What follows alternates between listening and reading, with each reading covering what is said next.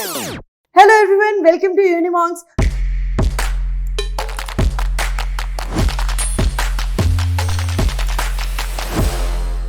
बच्चों CUET 2024 की preparation आपने स्टार्ट कर दी है, लेकिन आपके पास इतनी सारी यूनिवर्सिटीज हैं, इतने सारे डोमेन कोर्सेज हैं, इतने सारे कॉम्बिनेशंस हैं। मैम आखिरकार CUET कौन सी यूनिवर्सिटी के लिए क्या एलिजिबिलिटी क्राइटेरिया मांग रहा है, ये हमें पता ही नहीं है। और आपको पढ़ना भी है साथ में कि आप उसके साथ कैसे एडजस्ट करेंगे। तो हम आपकी मदद करने के लिए जितनी ज्यादा यूनिवर्सिटीज, कितने ज्यादा कोर्सेज हमसे हो पा रहे हैं उतने कवर कर रहे हैं और आपके लिए यहाँ पे ला रहे हैं, ताकि आपको एक ही वीडियो देखकर या फिर वीडियो का टाइटल पढ़कर आपको आपकी चाहिए इंफॉर्मेशन जो वो आपको मिल जाए और आपको कोई भी डाउट ना रहे। आज की वीडियो में हम लोग बात करने वाले हैं about Indraprastha university, very famous university in Delhi. और इसमें जब आपके पास दिल्ली यूनिवर्सिटी, क्योंकि उसके लिए तो बच्चों बहुत ज्यादा कंपटीशन है, तो जब आपके पास आपको दिल्ली में ही रहना है और आपको दिल्ली से ही कोई डिग्री परस्यू करनी है, तो आप इसे टॉप मोस्ट ऑप्शन ऑब्वियसली सब लोगों का होता है। लेकिन जो लोग ड्यू में एडमिशन लेना चाहते हैं लेकिन कोई भी कारणवश या कंपटीशन की वजह से मान लीजिए नहीं मिलता है, तो आप IPU भी कंसीडर कर सकते हैं। ये बहुत ही अच्छी यूनिवर्सिटी है, ठीक है।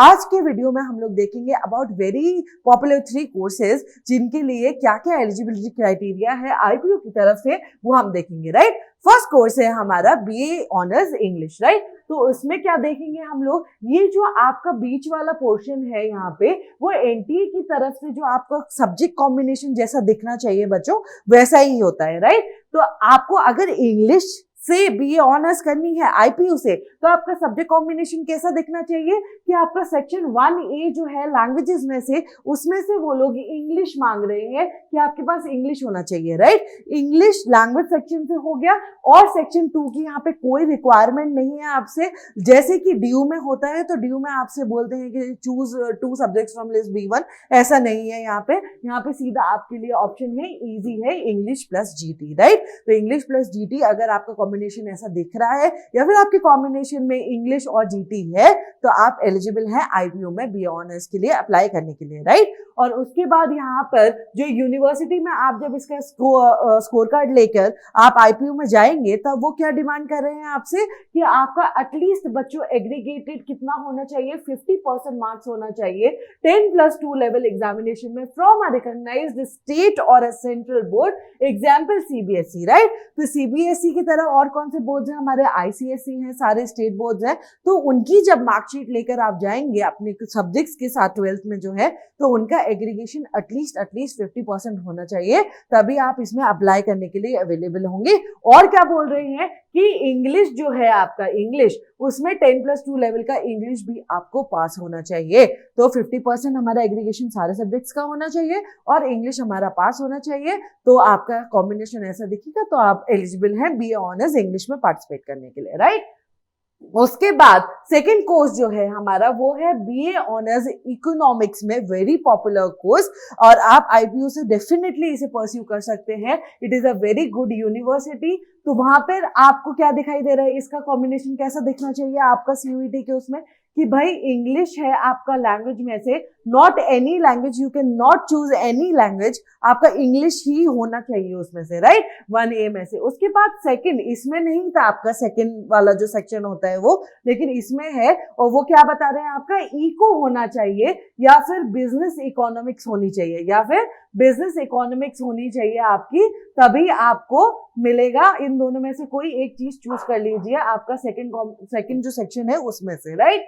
और थर्ड क्या बोल रहे हैं इसमें, मैथमेटिक्स भी होना इंपॉर्टेंट है, क्या मैथ्स होना इंपॉर्टेंट है। तो आपका अगर इकोनॉमिक्स में ऑनर्स करने का मन है IPU में, तो आप कैसे करेंगे, आपके सब्जेक्ट कॉम्बिनेशन में इंग्लिश होना चाहिए बच्चों, इकोनॉमिक्स होना चाहिए या फिर बिजनेस इकोनॉमिक्स होना चाहिए और मैथ्स होना चाहिए, राइट। ऐसा इन सब्जेक्ट्स का कॉम्बिनेशन होना ही होना चाहिए अगर आप इकोनॉमिक्स में करना चाहते हैं। और इसमें क्या आपके लिए रिक्वायरमेंट है कि 10+2 में, दोबारा से कह रहे हैं कि 10+2 में आपका एग्रीगेशन कितना होना चाहिए बच्चों, 50% होना चाहिए 10+2 level, compulsory study at 10+2 level from a recognised state and central government like CBSE, ICSE boards, we have seen it with mathematics, right.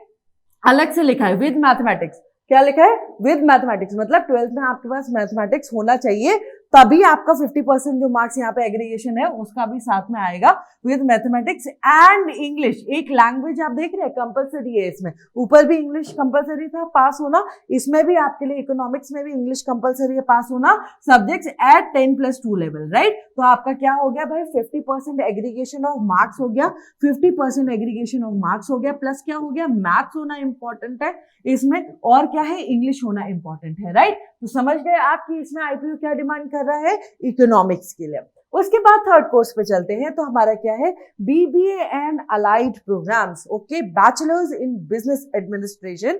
तो वो भी आप करना चाहते हैं तो आप क्या लेंगे, पहले लैंग्वेज लेंगे जो कि है इंग्लिश 1A में से, और आप क्या लेंगे, जनरल टेस्ट लेंगे बच्चों थर्ड में से, यहाँ पे जीटी आ गया आपका थर्ड जो कॉम्बिनेशन है वो, और क्या लेंगे आप सेक्शन 2 में से, सेक्शन 2 में से देखिए आपका दे रखा है बिजनेस स्टडीज, क्या दे रखा है, बिजनेस स्टडीज। तो आपका कुछ ऐसा कॉम्बिनेशन दिखना चाहिए, English plus business studies plus GT. अगर आपने इन्हीं कॉम्बिनेशन में पेपर लिखा है एनटीए का, well and good, you are very well qualified to apply in IPU in BBA.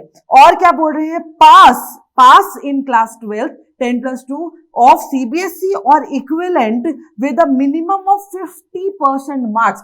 ध्यान दीजिए कि कोई कोई कोर्सेज होते हैं जिसमें 55% भी चाहिए होता है, तो हमारे यहाँ पे जो तीनों कोर्सेज हैं उसमें क्या दे रखा है, 50% ही दे रखा है हमें। तो 50% marks in aggregation and must also have passed English. English किसमें भाई, कोर और इलेक्टिव दोनों। आपको पता है जो साइंस स्टूडेंट्स होते हैं उनके पास जनरली कोर होता है, और जो आर्ट्स के स्टूडेंट्स होते हैं ह्यूमैनिटीज के उनके पास इलेक्टिव इंग्लिश होता है जो ज्यादा इलेबोरेटेड होता है, राइट। और फंक्शनल जो भी कोई आपके पास इंग्लिश हो एज अ सब्जेक्ट उसमें पास्ड होना चाहिए आपको, राइट। तो क्लास 12th में एक रिकग्नाइज्ड बोर्ड से 50% मार्क्स और इंग्लिश में पास का सर्टिफिकेट मांग रहा है आपसे। अगर आपके पास ये है तो वेल एंड गुड, आप बीबीए में अप्लाई कर सकते हैं आईपीओ में, ठीक है। तो उम्मीद है आपके डाउट्स क्लियर हुए होंगे आईपीओ को लेकर, उनके कोर्सेज को लेकर। अगर आपको कोई डाउट है तो let me know in comment section, I will make a video, detail video on that.